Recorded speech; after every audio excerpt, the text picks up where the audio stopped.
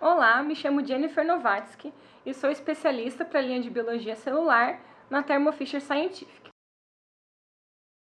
O termo CRISPR significa repetições palindrômicas curtas, agrupadas e regularmente interespaçadas, mas a gente vai explicar isso de um jeito mais fácil.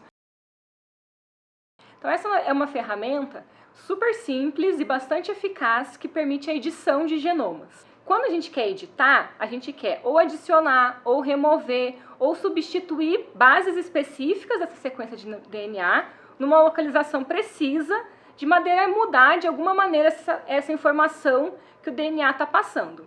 Então, com ferramentas de edição, os pesquisadores são capazes, por exemplo, de mutar um gene-alvo específico, com isso silenciar a expressão desse gene, a gente é capaz de corrigir mutações específicas e assim por diante.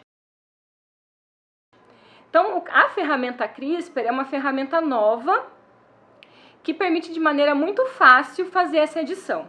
Então, ela consiste de duas moléculas. A gente tem uma molécula de RNA, que a gente chama de RNA guia. Essa molécula é construída de maneira, então, a reconhecer a sequência alvo específica desse genoma de interesse.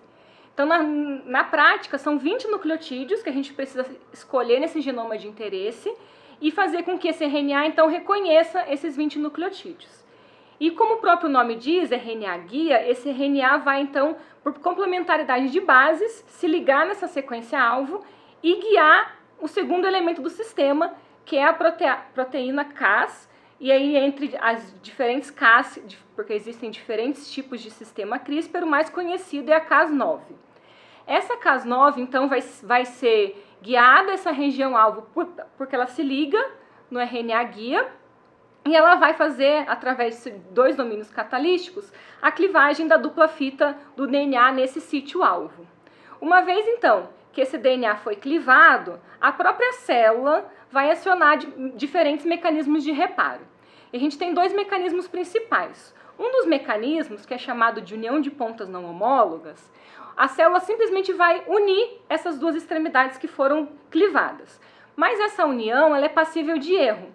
E dessa maneira, tanto a inserção quanto a deleção de bases acontece de maneira aleatória.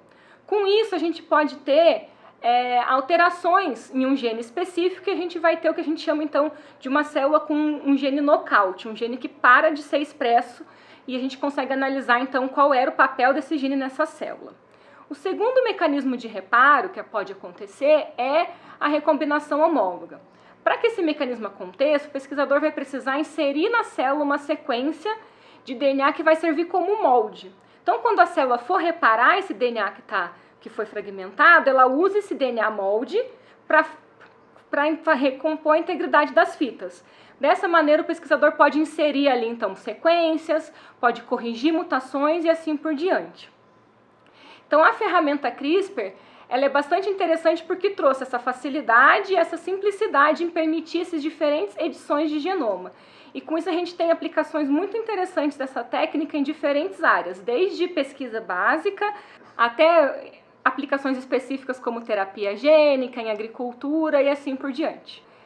Para conhecer mais sobre essa ferramenta, podem procurar a nossa equipe de suporte da Thermo Fisher.